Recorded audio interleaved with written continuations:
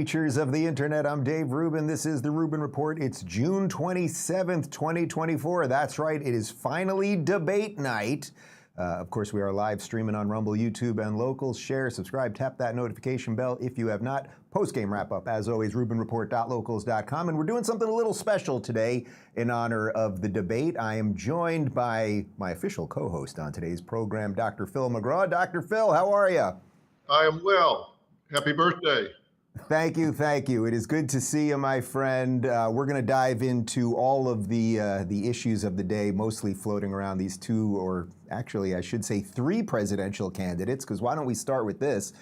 You are releasing an hour and a half before the debate tonight, a 90-minute sit-down with the guy who will not be on stage, in my opinion should be on stage, RFK. So let's just throw to a quick promo, and then I want to discuss that with you. You're in a run for the President of the United States. My first question is why? I wouldn't be running if I didn't think I could win. They're suing me. They won't provide me Secret Service protection. You're the fifth person in your family to run. Two have been assassinated, and you don't get Secret Service. The one group that I don't do well with, which is baby boomers, they think I'm genuinely a lunatic. Are you a lunatic? You could be the decider in this race. That's Thursday on Dr. Phil Primetime. So as I mentioned, that will be airing 90 minutes before the debate tonight. I want to start with that last question, though. Are you a lunatic? It seems that a lot of people think he's out there, a little crazy, whatever it might be. I've interviewed him several times. We have some agreements, some disagreements, but this is a good man who loves the country, and I think he should be on that debate stage. I think he should be on the debate stage. Listen, people always say, why do we just have two people to choose for president? I heard a comedian say recently, we've got 50 choices for Miss America and only two choices for president. Kind of a good point. And I do think people say these are two of the most unpopular choices for president that we may have ever come down to in a final election. That could be true.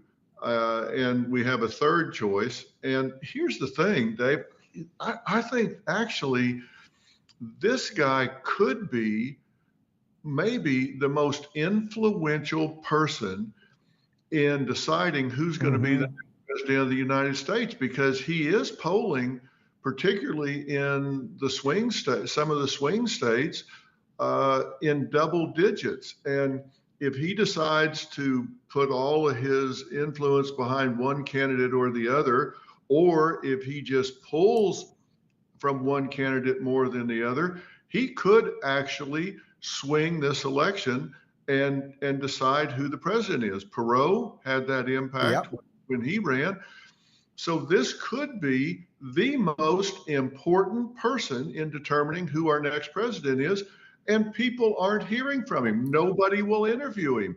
The mainstream media won't, ABC, NBC, CBS, nobody wants to talk to this guy. So I thought, hell, I'm going to talk to him. Jake Tapper, who's everyone knows is co-moderating the debate tonight, literally said on his show on CNN that he would not have RFK on because of his dangerous views. I mean, that's what we're dealing with the mainstream media. Also, it's interesting, you mentioned that he could swing this thing because of double digits in some states. He doesn't even have to be on all of the ballots in every state. He just has to get on a couple ballots where it matters, and that could change the whole thing right there. That's right. And he's on 6 ballots right now. He's soon to be on some others. And if people write him in, or if they just decide, hey, I'm throwing in with him, and he takes votes from one candidate or the other in a real close race, he absolutely could decide who the next president is. So, and listen, I talked to him, and I've got to say, I think we are an ADD society. We read headlines. We don't read down through long articles.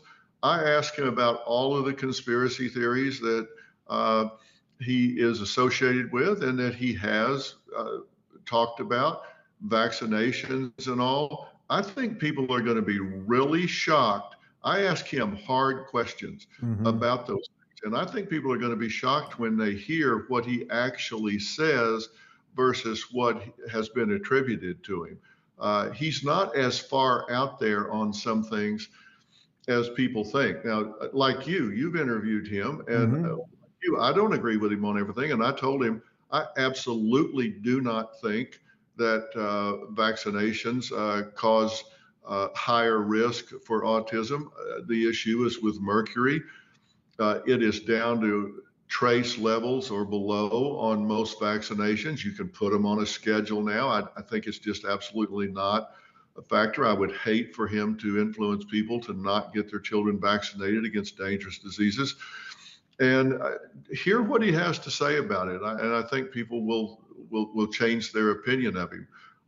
And some of the things that he's been criticized about, if you listen to what he says instead of the headline, I think people will have a different view. Well, I'm looking forward to it, and I'm glad that you did it. And yes, we do need more voices, regardless of who anyone is supporting. I think most of us can agree on that. But we are going to spend most of the show talking about the guys who will be on the debate stage tonight and some of the format itself. But let me tell you guys about game day, and then we will get to it. Guys, are you suffering from daily aches and pains? Clint Winters, a renowned medical scientist, has unveiled a natural pain reliever that's taking the world by storm, Conalanidine.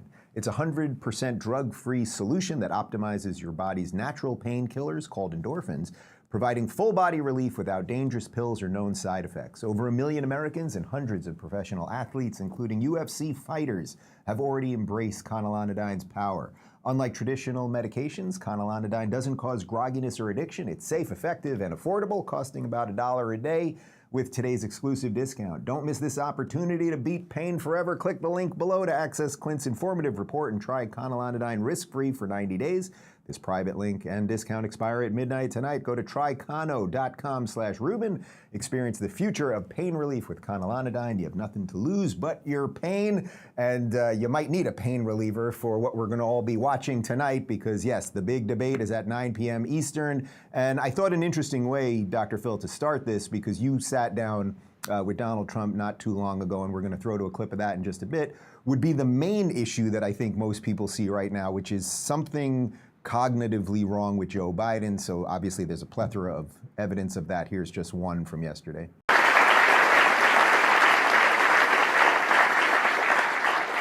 My name is Joe Biden. I'm Jill Biden's husband.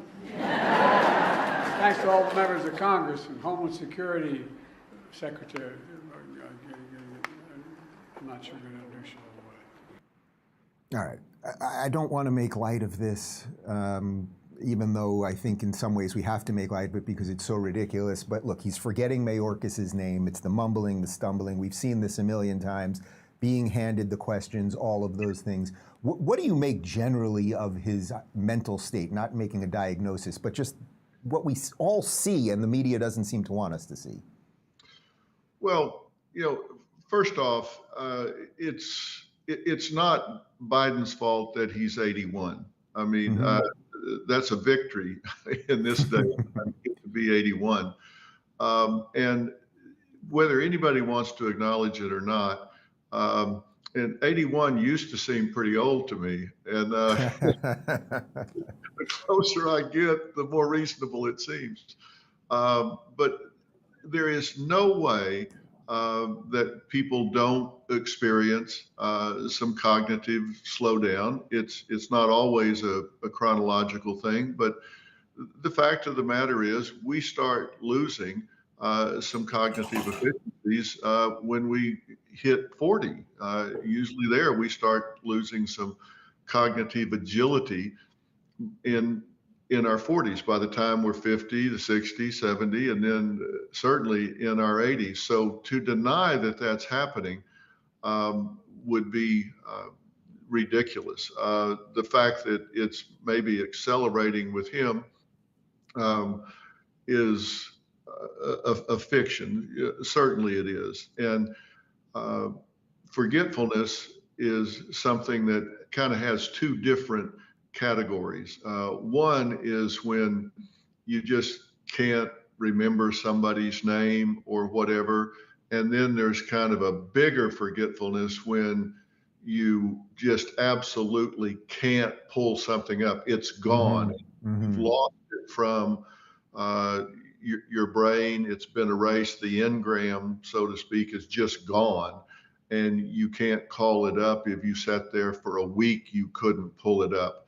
And, that's the more serious deterioration. And I think there's some of both going on, but there are people that I know and trust who know him well that say when you sit down with him in a room and talk to him that he's still sharp and can carry on a good conversation. But when the stress is on and the pressure is there, that always erodes somebody's cognitive efficiency because there's a lot of noise going on and you divide attention. And the problem is the presidency is probably the noisiest job on the planet.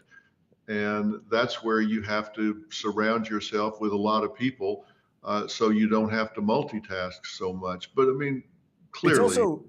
It's also interesting because the bar has been set so low that even you said it right there, that people say, okay, he can sit down in a quiet room and have a conversation, but we could be on the verge of a nuclear war. I mean, this is not necessarily the guy you want woke up at 3 a.m. with the big question. Yeah, that's the whole problem. That's what I said. The president is probably the noisiest job that you can imagine because you have all of these tasks going on domestically and internationally, and you're subject to being called to the threshold of important decisions in the middle of the night. The things that can affect you at any age cognitively are lack of sleep and stress. And those are probably the two most elusive things in a high pressure job. Stress and lack of sleep, because come on, you get awakened in the middle of the night, a high pressure decision has to be made. I think it's a very difficult situation for somebody at that age. And I'm really surprised that our president right now is in that situation. So you have to look around and say, who's he surrounded by? Is he really the one that's running the country, or is it the people that are around him? But I mean, the only thing I object to, Dave, is that I see so many professionals diagnosing him from afar, which you cannot do. You simply can't diagnose somebody from watching clips like the one we just saw. I mean, anybody can look at that and say, yeah, that's not good functioning right there. Of course it's not, but what does it mean? Is it early stages of dementia? Is it mid stages of dementia? Is it some type of problem with circulation in the brain or whatever? Nobody really knows what's going on. They just know that's not efficiency in terms of cognition, cognitive agility, recall. We know that that's not good. We just don't know what it is or how bad it is. But he's clearly not functioning at the highest level. And then you have to say, President Trump, former President Trump is 3-4 years younger. And he seems to be more cognitively efficient, which is why I say it's not just chronological. But he'll be crossing into 80 soon. So you've got to start looking at vice presidents, who's behind them, what's, who they're surrounded by. That's what worries me. Yeah, I think there's an awful lot of reason to worry about that, particularly on the Democrat side, and we'll see who Trump ends up picking. I want to throw to a video over on MSNBC in preparation for the debate tonight, because they promoted a poll on who would better protect democracy, and it was quite interesting in that they actually aired this on MSNBC. Today, the Washington Post and George Mason University are out with new polling that asked voters in 6 key swing states who they trusted more when it came to protecting our democracy. Joe Biden or Donald Trump. And somehow, Donald Trump came out on top. 44% of voters in those 6 swing states trust Trump over Biden to protect democracy. In Arizona, Michigan, Nevada, Pennsylvania, Wisconsin, and Georgia, 44% of voters trust Donald Trump. Dr. Phil, it seems to me the key there is that this was battleground states. These were the states that are up in the air, and more people are now looking at Trump going, oh, he'll defend democracy, even despite the fact that he's a convicted felon. Maybe that's exactly why they think he'll defend democracy. That's just another indicator of what's going on with the Democrats right now and Biden. Yeah, I find it really interesting. You and I talked about this before. The people on the left don't like to use the word convicted felon anymore. They like to talk about justice-involved individuals.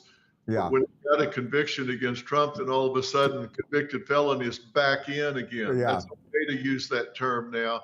Up until then, you weren't convicted felons, you were a justice-involved individual, but I don't hear justice impaired, I think. Yeah, I don't hear him calling him a justice-impaired or justice-involved individual. He's a convicted felon. Look, I think they're martyring Trump by doing what they're doing. Referring to it now as lawfare, as a version of warfare by weaponizing the justice system. And I think people see that as politically motivated. And when they are, I think that's been either disregarded or in fact worked in his favor. I know he raised a lot of money after that so-called conviction. And when I see people saying that they think he is more apt to protect democracy, I've been doing some focus groups with people, and I've been talking to my studio audience after our show tapings, 250 people a day. And it's interesting how they're deciding what is an attack on democracy, and the border is playing really big into that. Ah, interesting. And it's interesting to hear him say, I used the example the other day that I think of America as my home.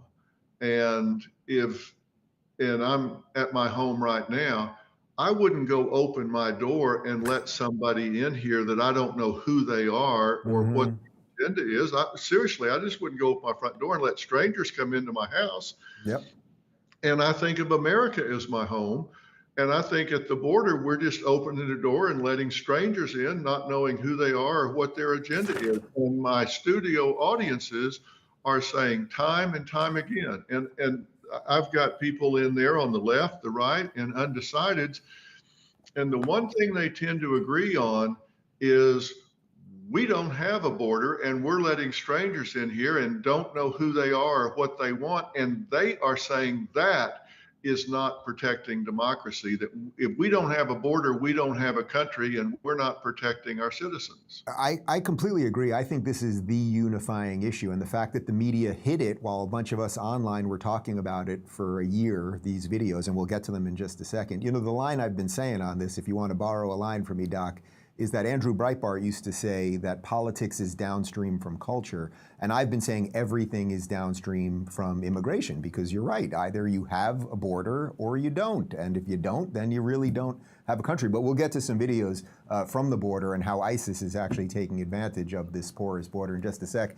Let me tell you guys about Ground News. Guys, we all know how manipulative mainstream media can be, often only showing us one side of the story. Boy, this ad really worked out. That's why I started my show, and I believe in freedom of speech and having real conversations about what's really going on is the most important thing we can do.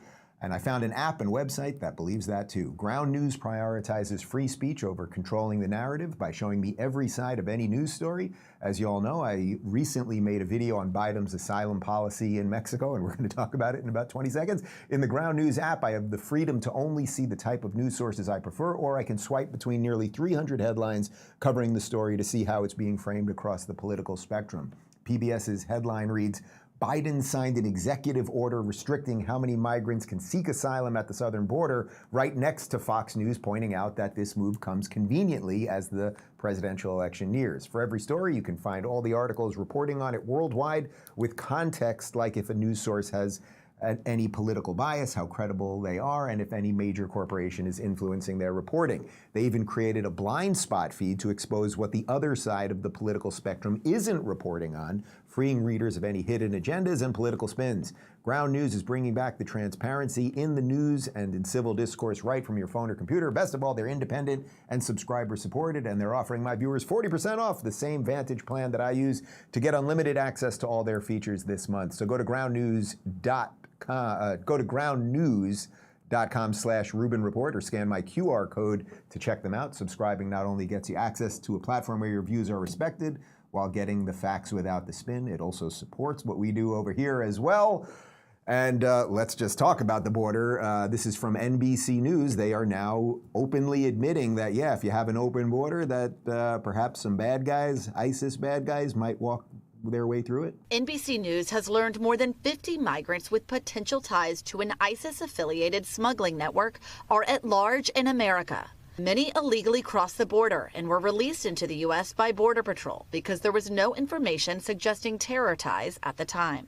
Now their whereabouts are unknown as immigration agents look to arrest them, U.S. officials tell us, saying they're among a group of over 400 migrants DHS identified in the U.S. from Tajikistan, Uzbekistan, Moldova, Kyrgyzstan, Georgia, and Russia as subjects of concern because they were brought to the U.S. by an ISIS-affiliated smuggling network, something the FBI director warned about earlier this year. Some of the overseas facilitators of the smuggling network have ISIS ties that we're very concerned about. ICE has located and arrested over 150 of the 400 migrants so far, with some already deported from the U.S., officials say, adding authorities are not panicking because their ties to ISIS are not certain, but they're prioritizing their arrest out of an abundance of caution. NBC News was first to report on a similar arrest of an Uzbek man in Baltimore, whose country alerted the U.S. he was affiliated with ISIS. That man, like the others apprehended so far, was arrested on immigration charges, not terrorism-related charges.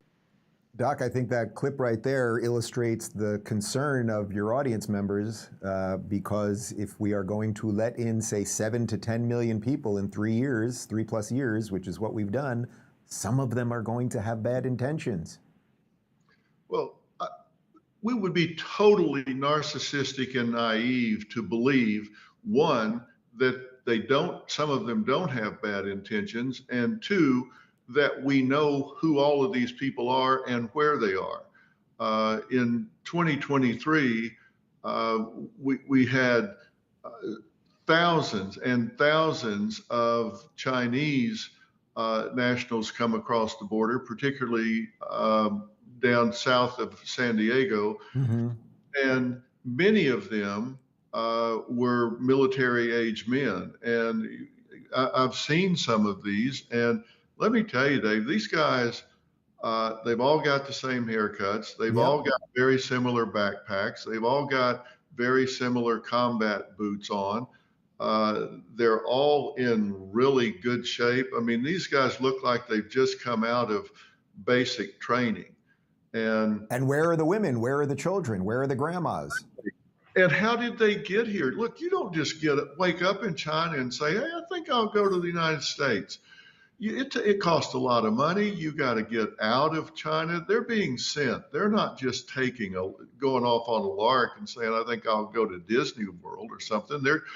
It's not easy to get here. And when you've got thousands, tens of thousands of people that could very well have a bad agenda, and they get into the country and spread out, the worst case scenario is if we've got 4,000 or 5,000 people in maybe 20 different states within the United States that all of a sudden make a coordinated attack on our energy grids.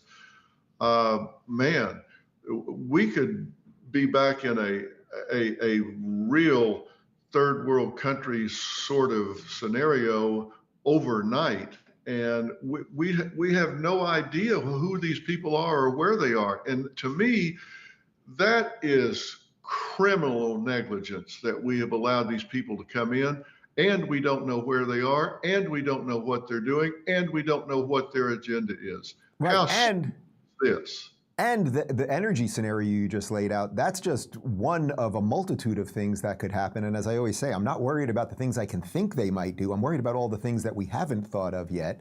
Unfortunately, the guy in charge of this is Alejandro Mayorkas, who still, even now, is basically saying everything is fine. Check this out from CNN yesterday. Why do voters feel like Donald Trump can handle it better in poll after poll? Kate, look, the fact of the matter is our policy is working. Our policies are working. We need our system fixed. The numbers that we inherited in 2021. We're on the cusp of the COVID-19 pandemic and do not speak to the trends in immigration preceding the pandemic. What we have done, what this administration has done, is we have brought the economy moving forward. We have conquered the COVID-19 pandemic more rapidly and more effectively than any other country. And so with a booming economy and with a healthy American public, we have regained our stature as the place of destination where everyone wants the opportunities that only America offers. Doc, I'd say that he's gaslighting us in real time, but it feels more like just utter gibberish. I mean, I understand he's putting words together into a sentence, but none of that is ringing true to anyone, which proves the earlier poll we referenced. Let me respond to that if I can. Please. Look, I don't know him. He may be a nice guy. He may play a hell of a game of golf or be fun to watch a movie with. I don't know. I don't know this guy. But let me respond to what he's saying. That's the biggest load of crap I've ever heard in my life. Here's the thing. We've got people in the job of solving problems that aren't problem solvers. That's the problem. He's up there trying to protect his job, trying to cover his ass, and he has no more idea than a goose what he's talking about. That is word salad. And if he's trying to say pandemic schmandemic, it hasn't got a damn thing to do with the pandemic. What it has to do with is his job is to protect this country, protect this border, have some control over who's wandering around our streets. The border is controlled by the cartels, not the United States government. That's who's deciding who's coming in this country and who's not.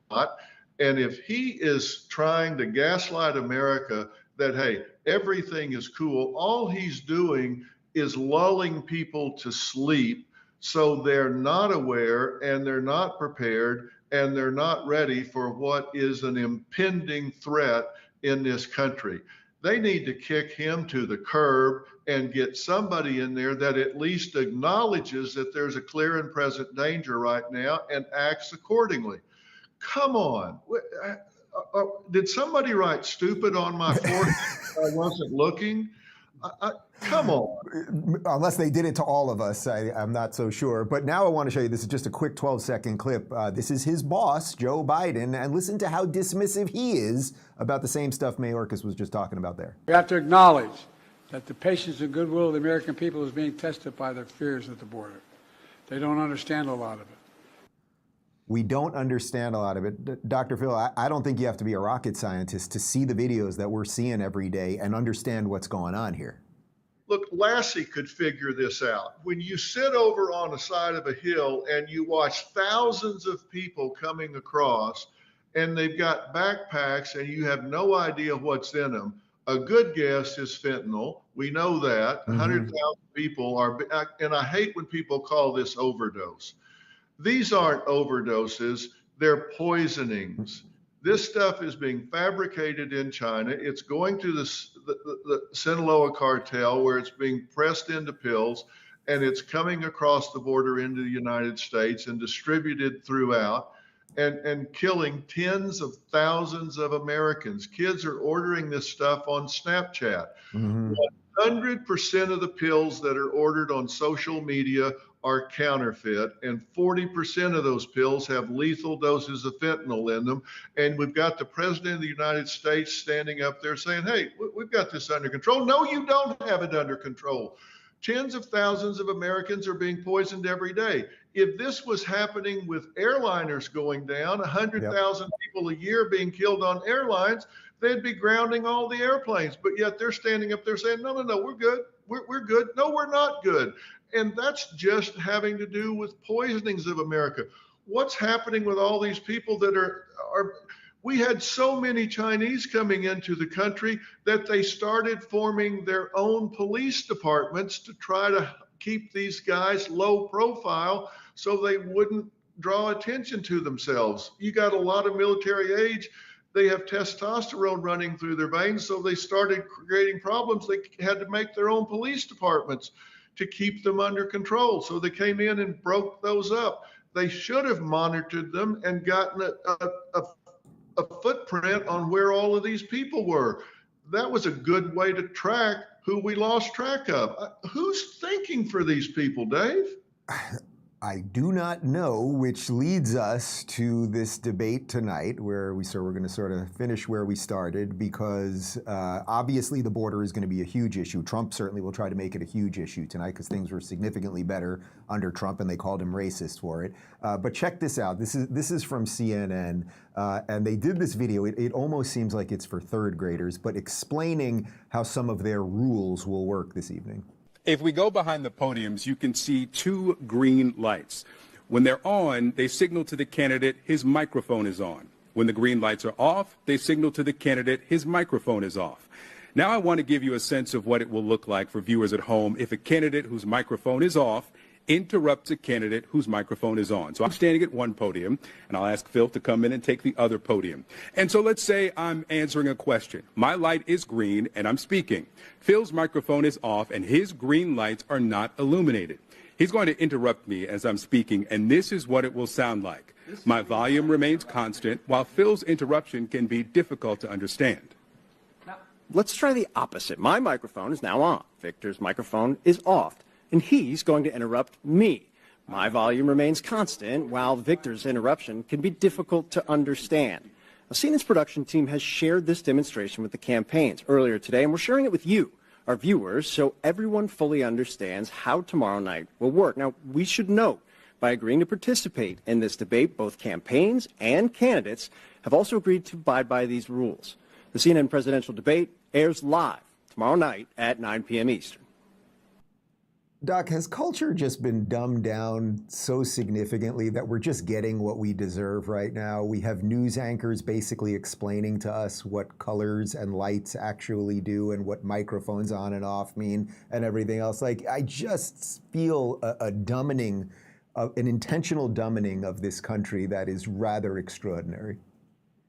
I'm sorry, I fell asleep while I was playing. I was wondering, I thought you were writing out all the rules over there. Maybe you had some others. Oh, come on. Really? That's what they want to tell us about this debate? My God. Okay. Yeah, and the interesting thing that I pulled out of all of that is I think they're close enough where they can reach out and touch each other. Yeah. I think Trump speaks a little louder than Phil there was speaking. So I think President Biden's mic might pick up Trump a little more than it picked up Phil. So I'm not sure they're going to be able to turn Trump's mic off.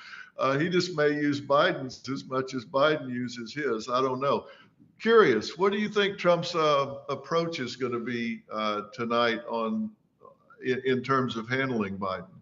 Well, I think the main thing that will be on everyone's mind is, can Biden quite literally just stand there for the hour and a half? Can he actually stand there, and can he finish a sentence? Somebody mentioned it yesterday. I thought it was a great analogy, that basically listening to Biden speak is like watching a 4 or 5-year-old on the swing set outside or the jungle gym, where it's like you're watching, and at any moment the kid could fall. And that's sort of where we're at, I would say, mentally with Biden. I would say Trump is going to be fairly aggressive and try to expose that as much as possible. But what I've been saying I'd like to see from Trump is just be as professional and statesmanlike as possible. You don't have to go for the low-hanging fruit with him, because everyone is seeing this and it's bearing out in the debate. So I think Trump is going to be pretty controlled tonight. But you never know. When actually this perfectly gets us to the next clip, because the two moderators are Jake Tapper and Dana Bash, who it seems fairly obvious to me are Democrats. Trump agreed to do it on a network he's constantly going after.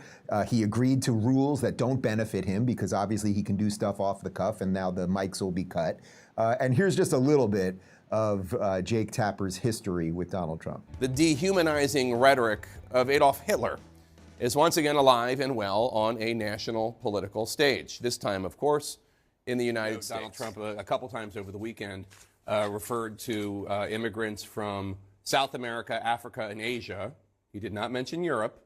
South America, Africa, and Asia as, quote, poisoning the blood of our country, which it's not hyperbole. That does very directly echo Adolf Hitler's language before World War II. To open up a copy of Hitler's Mein Kampf, you would find the Nazi leader describing the mixing of non-Germans with Germans as poisoning. There's really no other way to say it. Donald Trump's language mirrors this directly. Doc, we also showed a clip yesterday, and there's many clips of it, of Jake Tapper repeatedly pushing the very fine people on both sides hoax without mentioning, of course, that Donald Trump completely condemned the white supremacists and the neo-Nazis. Do you think Trump wanted it this way? He wanted sort of rules that seemingly would be against him, which is why he agreed to it, and then also wanted two hosts that we can show those type of videos because it does feed the energy behind his point is it's me against the system. Well, I think he may be going with an idea of debating Jake Tapper and having some of those quotes and repeating those back to Tapper and saying, you are masquerading as a moderator when in fact you are a hitman. You are here with an agenda. And that's just more of the fake news. And I think he's going to, it would not surprise me if at some point he just disregarded Biden and went after Tapper for saying some things he's saying, which gives him the opportunity to really get up on his hind legs and bark about being persecuted, where he doesn't have to worry about coming across as a bully to someone that seems feeble. He's lesser in stature. He's feeble in terms of his manifestation, and that's not the case with Tapper. So I think he can be controlled with Biden, where he has to worry about coming across as a bully. But with Jake Tapper, he can go full guns and take him on for calling him a Hitler surrogate and that sort of thing. So I think he may lean into that. He certainly is not intimidated by Tapper. He's fully aware and will be prepared for the things that he said. So I think he may actually use that to energize the entire debate. Right. It's an interesting take because that would explain why he would agree to do this on a network that is largely against him, with hosts that are largely against him, with a series of rules that are largely against him. Just kind of ignore the other guy. That would be something. I want to throw to one more clip. We're going to finish up with this because you did a sit down with Donald Trump a couple of weeks ago. We played a bunch of clips on my show. I thought it was really, really excellent. You asked some really good questions. I want to throw to one clip, and then I just want to kind of get your feelings about Trump really as a person more than on the political side of things. Everybody calls it inflation, but affordability. When we talk about gasoline under your administration, average $2.57 a gallon. Under Biden, $3.61, 40% more. Under your administration, homes average $320,000. Under the Biden administration, 31% more, $420,000. Under your administration, interest rates 3.8 average. Under the Biden administration, 39% more at 5.3%. Okay, now let's look at the border. Under you, average 1.7 million border crossings. Their official number is 6.4. That's from Homeland Security. It's actually about 13 million because I know I've been to the border. I've talked to the border guards down there, Brandon Judd. I've talked to Jason Jones. I've talked to the people that actually know the numbers. They say it's between 10 and 13 million. So my point is, when you look at the actual numbers, plus the things you just talked about, lower taxes, higher tax revenue, you look at that and you would say, my God, he should be running unopposed. I mean, why? And these numbers, I appreciate it, and these numbers are really, I don't know how many. Very conservative. As an example, I had gasoline down to $1.87, not $2.57. Right. It's now almost at $4. It's going to be at $5 very shortly. Right. It's going way up. I took very conservative numbers so people couldn't argue. Well, interest rates, I was at 2.6%. They have 3.8, and now they're at 9%, 10%. You can't get money. So we did a great job. We did a great job. So that's just obviously a small portion of the interview, but he has a command of what's going on. But actually, I think to end this, maybe let's not talk about the issues as much as the man himself.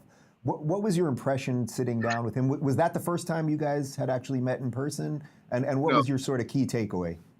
No, I've known President Trump for long before he was president, and he's been on my show and helped do some things a time or two. I've known him a long time, but not well.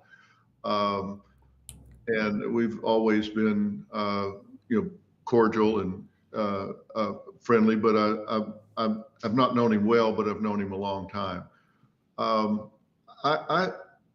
I found him to have been changed by the presidency, and I think people think that he's like Teflon, everything just rolls off his back. I don't think that's true at all. I think he's been damaged by all of the attacks that have come against him. I think it's taken a toll on him. He is not broken by any means, but I do think it's taken a toll. I think it bothers him, and he doesn't show it a lot outwardly, but I think it's bothered him. And the thing that I talked to him about towards the end a lot was this concept of revenge. And I really wanted to impact him about, look, I don't think this country wants to go through another 4 years of getting even and revenge. It's actually, there's a lot of evidence that suggests that revenge is an addiction. It's a loop, and it lights your brain up just like an addiction to opioids or something of that matter. It's the same pathways. It's the same pleasure centers that light up, and it gets into a loop that you can't get out of. And my suggestion to him was, look, the country's not interested in that. You might be, but did it help the country that they've come after you so much? And he said, no, it hasn't helped the country. I said, well, then why do you think it would help the country if you went after them?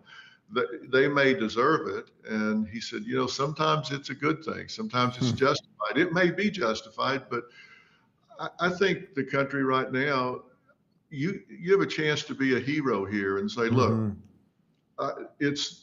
these people may have it coming, but every situation needs a hero, and that hero is going to be me. I'm putting all that behind me, and my number one priority is the American people and improving their safety, security, and standard of living.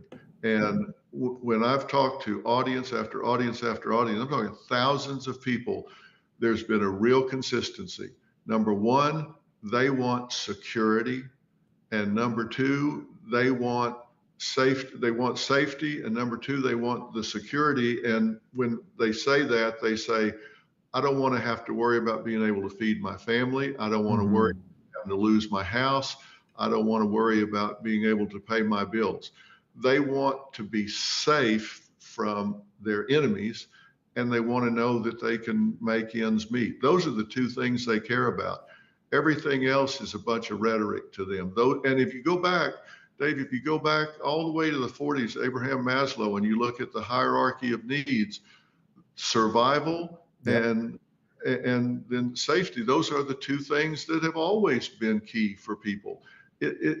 Everything old is new again. I mean, people want to know, I'm not going to be killed in my bed, and I'm going to be able to feed me and my family. That's what they're interested in. They're not interested in all the rest of this stuff.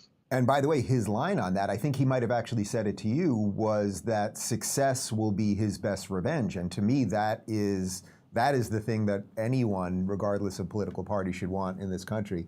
Doc, I appreciate your time. Your interview with RFK, the guy who unfortunately will not be on the debate stage, will be up an hour and a half before the debate tonight. We'll be doing a live chat in Locals. If you want to join us during the debate tonight, Sage Steele will be here. So it's rubinreport.locals.com for that. And then we'll be doing a live post-game show, me and Sage, after the debate. And then I'll be joining Megyn Kelly about halfway through, which will be on both of our channels. And once again, Dr. Phil, I thank you for your time, and good luck. What's your debate watching habit tonight? What do you do for a debate? I'm going to be walking back and forth with a pad in my hand, writing down stuff that just drives me crazy, and then probably commenting on social. I may even call you and talk about it. And I love the way you really air out the two sides of this. I really do. I mean, you give a really balanced view of these things, which is why I love talking to you. You're doing a great job, Dave. Oh, I appreciate that. That means a lot coming from you. Well, thanks a lot. And yes, we will feel free to text me and we can vent for some of the things that I can't quite say on social media. You know what I mean? All right, so long, everybody. Post-game show in about 30 seconds, RubinReport.locals.com.